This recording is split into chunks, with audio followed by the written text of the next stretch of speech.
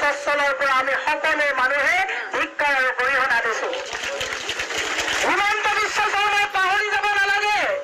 তেওঁ যদি ভাবিছে যে কম দৰমহা পোৱা, কম পইচা পোৱা এই শিক্ষক সমাজ দুৰ্বল সমাজ বুলি ভাবিছে, তেতিয়াহ'লে এই শিক্ষক সমাজে এদিন তেওঁৰ কাৰণে মূৰৰ কামোৰণি হ'ব আৰু হৈছে ইতিমধ্যে। মই আজি এই স্বচ্ছলৰ পৰা অসমৰ সমূহ ৰাইজক আহ্বান জনাইছো যে তেওঁ অলিয়ে গলিয়ে মদৰ দোকানেৰে ভৰাই পেলাই মদৰ ৰাজহৰে ৰাজ্য চলাইছে। তেওঁ পাহৰি গৈছে যিখন ৰাজ্যত যুৱ প্ৰজন্মৰ শিক্ষা সংকটত পৰিছে, যিখন ৰাজ্যত শিক্ষকসকল আৰ্থিকভাৱে জৰ্জৰিত অৱস্থা হৈছে, যিখন ৰাজ্যত শিক্ষা বিভাগটোক মষিমূৰ কৰা হৈছে, সেইখন ৰাজ্যৰ ভৱিষ্যত যে অন্ধকাৰ, যুৱ প্ৰজন্মৰ ভৱিষ্যত যে অন্ধকাৰ, এই কথাটো ৰাইজে উপলব্ধি কৰাৰ সময় সমাগত।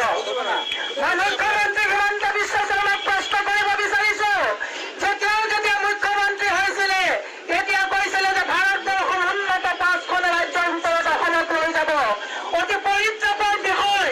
আজি 2 বছৰ হোৱা নাই মুখ্যমন্ত্ৰী হোৱাৰ, 11,442খন স্কুলত একত্ৰীকৰণৰ নামত বন্ধ কৰা হৈছে। তাতকৈ দুৰ্ভাগ্যজনক কথা একো নাই। আৰু যিবিলাক স্কুল বন্ধ কৰা হৈছে, সেই ৰাজহুৱা সম্পদবিলাক, সেই ৰাজহুৱা সম্পত্তিবিলাক পানী দৰত বহিৰাজ্যৰ বনীয়াসকলক হস্তান্তৰ কৰাৰ ষড়যন্ত্ৰত মুখ্যমন্ত্ৰী লিপ্ত হৈছে। মই অসমৰ ৰাজ্যলৈ বিনম্ৰভাৱে অনুৰোধ জনাইছো, সেই মাজনী সুজনী সোণজনী বুলি মাতি, বাবাটো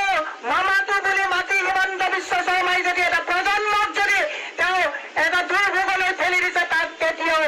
আমি ক্ষমা নকৰিম। পাপে পাপকো নেৰে। অসমৰ ৰাইজক এটা কথা ক'ব বিচাৰিছো,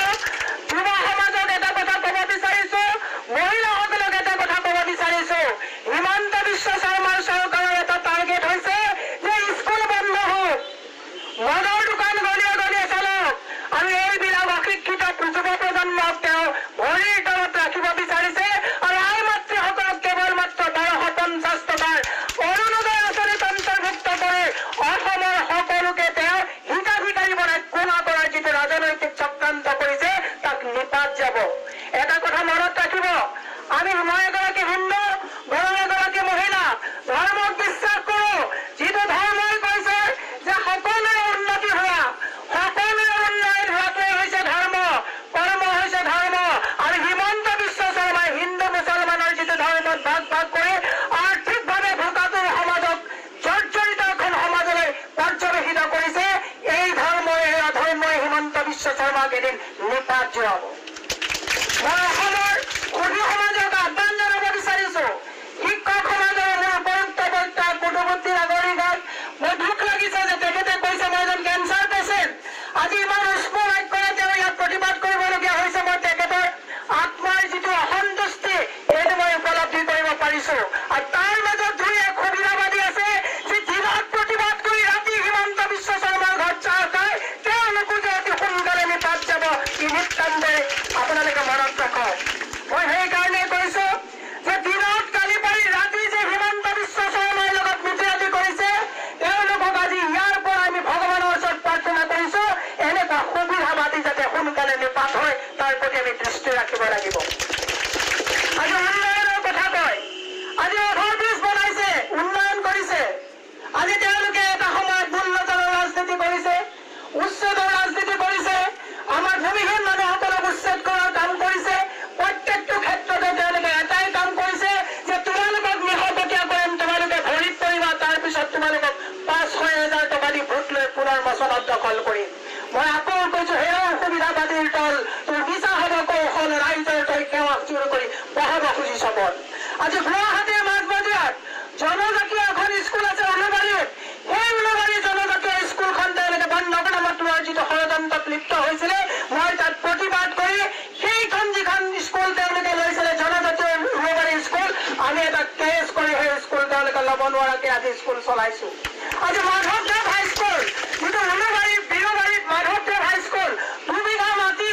তেওঁলোকে ৰাইজে নিজৰ পকেটৰ ধন খৰচ কৰি স্কুল বনাইছে। এতিয়া জানিব পাৰিছে সেই স্কুলখনো তেওঁলোকে একত্ৰীকৰণৰ নামত সেই স্কুলৰ মাটিও তেওঁলোকে ৰটাৰী ক্লাবক দিবৰ কাৰণে তেওঁলোকে ষড়যন্ত্ৰত লিপ্ত হৈছে। আজি কুমাৰাম বড়ো হাইস্কুল, আপুনি গোপাল বড়ো হাইস্কুল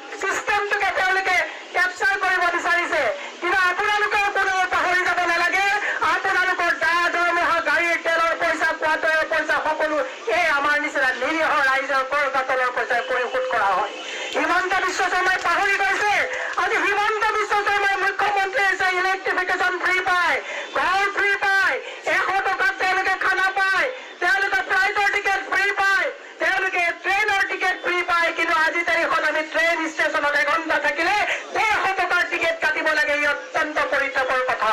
মই কেৱল আপোনালোকক এই কথাখিনি এইকাৰণেই কৈছো যে আমাৰ ৰাইজৰ অধিকাৰ পাহৰি গৈছে ৰাইজে ৰাইজৰ অধিকাৰ পাহৰি যাব নালাগে আমি এনেকুৱাকৈ আন্দোলন কৰোঁ যে আন্দোলনটোত তৃতীয় পক্ষ সোমাই দুই এজনক আমাৰ নেতৃত্ব দিয়া মানুহক মেনেজ কৰে পিছত এইবিলাক যিবিলাক নিষ্ঠাৱান শিক্ষক থাকে চিটিকি ভিটিকি আপোনাৰ নাইকিয়া হৈ যায় পিছত আন্দোলনটো নাইকিয়া হৈ যায় কা আন্দোলনৰ সময়ত আপোনালোকে দেখিলে আমি সময়ত কন্দুৱা গেছ খাই কিমান আমি কষ্ট কৰিলো 2-4 তথাকথিত ইমান মানুহে আহি পেলাই কা আন্দোলনখন নষ্ট কৰি দিলে আৰু আমি বিলাক ৰাস্তাত ৰখি গলো আজি এই শিক্ষক সমাজৰ যিসকল প্ৰতিবাদী কাৰ্যসূচী ইয়াত চলিছে যোনে নৈতিকতাৰে ইয়াত প্ৰতিবাদ কৰিবলৈ আহিছে নিজৰ প্ৰাপ্য দাবী আদায় কৰিবৰ কাৰণে ইয়াত আহিছে সেইসকল সুবিধাৰ মালিক আপোনালোকে দৃষ্টি ৰাখক য'ত হিমন্ত বিশ্ব শৰ্মাই ৰমেশ পেগুৱে যাতে ৰাতি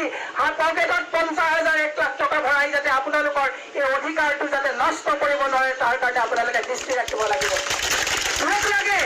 যে আন্তৰিকতাৰে আমি ৰাইজৰ হৈ মাত মতা যিসকল মানুহ আছে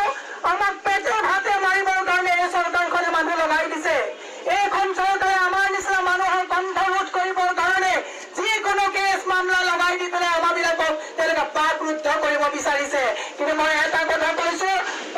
পাপে কোনেৰে হিমন্ত বিশ্ব শৰ্মাই ৰাইজৰ লগত পাপ কৰিছে অন্যায় কৰিছে ইয়াৰ হিচাপ বৰাবৰ হ'ব আৰু এই হিচাপ দিবৰ কাৰণে শিক্ষক সমাজক মই আহ্বান জনাইছো আপোনালোকে ছাত্ৰ ছাত্ৰীসকলক লগত লৈ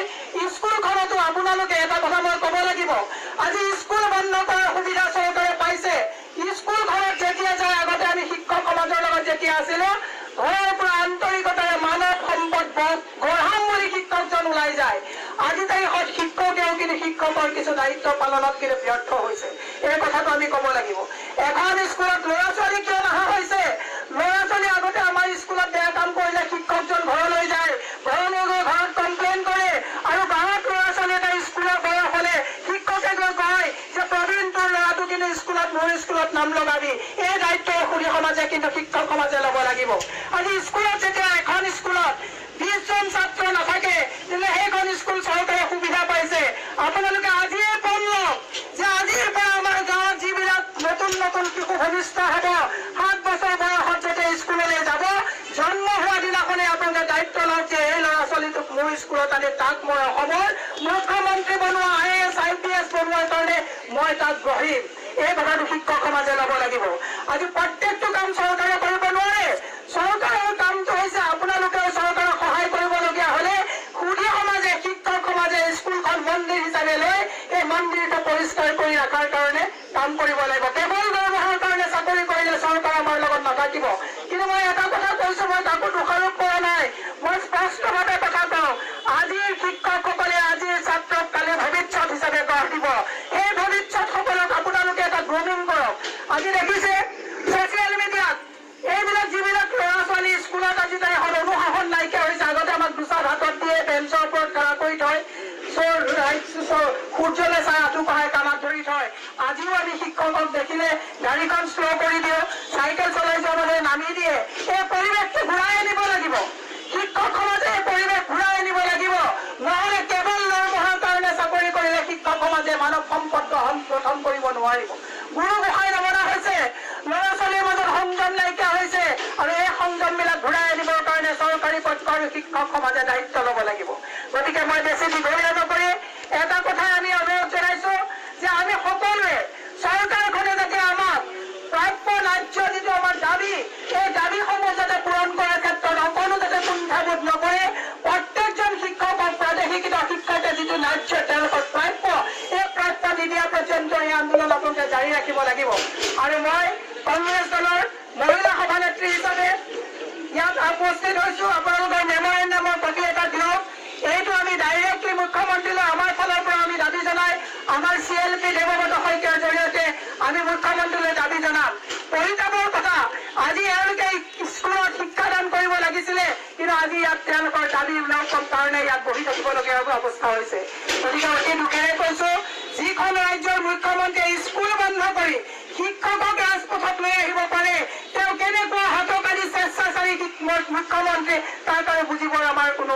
ভাষা নাই। মই আপোনালোকৰ শিক্ষক সমাজক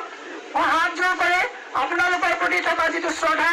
আপোনালোকৰ প্ৰতি থকা যিটো ৰেচপেক্ট, সেইটো মই আপোনালোকৰ ওচৰত প্ৰকাশ কৰি মই মুখ্যমন্ত্ৰীলৈ আপোনালোকৰ এটা কপি দেৱব্ৰত শইকীয়া ডাঙৰীয়াৰ জৰিয়তে দাবীসমূহ প্ৰেৰণ কৰিবৰ কাৰণে প্ৰতিশ্ৰুতি দি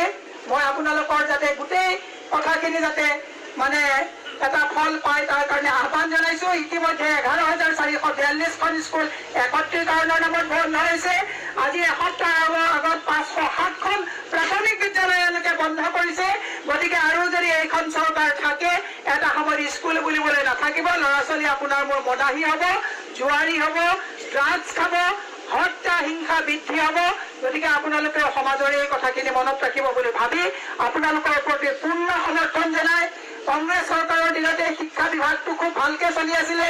আমাৰ শৰদ বৰপতি ছাৰ থাকোঁতে শিক্ষা বিভাগত যথেষ্ট কাম হৈছিলে। কিন্তু যিদিনাৰ পৰাই মুখ্যমন্ত্ৰী হিমন্ত বিশ্ব শৰ্মা শিক্ষা বিভাগত আহিছে তেতিয়াৰ পৰাই শিক্ষা বিভাগটোৰ লগত বেপাৰ আৰম্ভ হ'ল। শিক্ষা বিভাগটো ছবি হৈ খেলি মেলিলৈ গুচি গ'ল। গতিকে এইজন হৈছে সম্পূৰ্ণ ব্যৰ্থ মুখ্যমন্ত্ৰী।